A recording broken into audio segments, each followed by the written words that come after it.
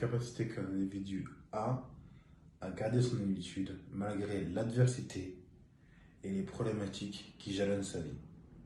La discipline doit être quelque chose qui, par moments, vous fait violence. Les habitudes qui la composent, du moins. Ce n'est pas quelque chose que vous faites forcément avec plaisir. Une discipline, quelque chose de disciplinaire, c'est une habitude que je fais parce que je dois le faire, pas parce que j'ai envie de le faire. S'il y avait une qualité que la plupart des personnes qui ont réussi ont en commun, c'est la discipline. Notamment, qui va aussi de pair avec la constance. La constance, donc du coup, le fait de faire ça régulièrement. Et tout bête, un soldat est discipliné. Il fait son lit chaque matin. Il fait ses lacets de la même manière chaque jour. Avoir une discipline vous permet justement d'avoir de bonnes habitudes et d'éviter justement d'avoir des mouvements parasites. Si vous avez été discipliné en passant votre permis de conduire, vous savez freiner au bon moment. Vous savez freiner de la meilleure manière. Vous savez bien passer les vitesses.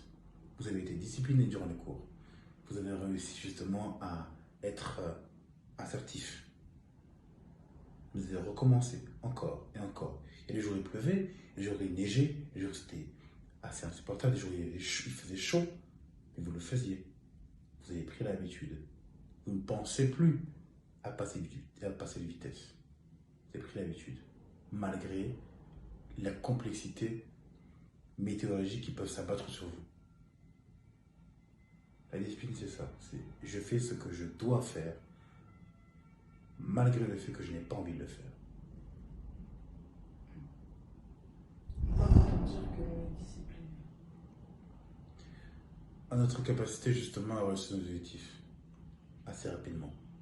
Une personne disciplinée, pas nécessairement extrêmement intelligente, mais une personne disciplinée va réussir beaucoup plus aisément qu'une personne qui va être beaucoup plus disparate, mais qui va avoir des bonnes idées. Si vous faites les choses régulièrement avec une régularité assez bien ficelée, vous arrivez à vos objectifs. C'est vraiment la clé de voûte de pratiquement tout. Vous devez passer un examen. Si vous voulez passer l'examen de la meilleure des manières, vous devez être discipliné dans toutes les matières. Vous avez baccalauréat, vous avez plein de matières. Français, maths, histoire, plein. Qu'est-ce que vous faites?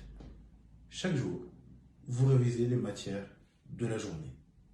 Lorsque vous avez un contrôle, vous regardez. Vous faites ça sur toute l'année, vous avez votre bac. De la façon, entre guillemets, la plus contraignante au quotidien, mais la plus aisée à la fin.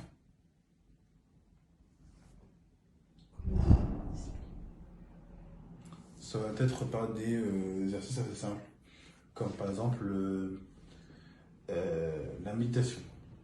La méditation va vous permettre en fait justement d'avoir un moment pour vous où vous allez vous reposer, vous allez vous recentrer sur vous-même, ou bien la prière, pour ceux qui sont croyants, où justement vous allez pouvoir aller dans un lieu de culte, probablement, et le fait en fait d'avoir des habitudes comme celle-ci que vous faites, on va dire, chaque dimanche, chaque samedi ou chaque vendredi, ou chaque jour, peut être en fait transposable dans d'autres domaines.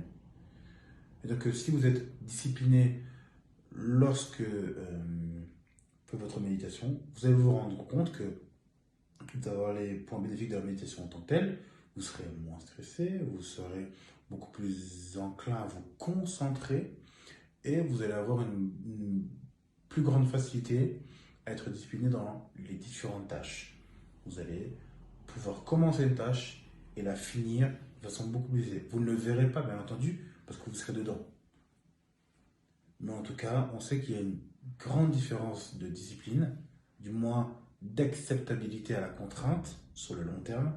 Des personnes qui ont l'habitude de faire des choses comme la méditation, malgré les complications que cela peut avoir au quotidien, comme prendre 5 minutes de son temps à rester assis, à ne rien faire, et à seulement sentir sa respiration alors qu'il y a un bruit épouvantable, ces personnes-là sont beaucoup plus disciplinées, beaucoup plus calmes aussi. Et donc c'est ça, c'est la méditation. la prière par exemple, faire du sport régulièrement. Toutes ces choses-là, on va dire que vous pouvez implémenter dans votre vie quotidienne de façon régulière et que vous faites malgré différentes problématiques, bus, train, peu importe, aller rendre visite, rendre visite par exemple à sa mère de façon régulière. Et bien toutes ces choses-là peuvent rentrer dans un entraînement à l'autodiscipline.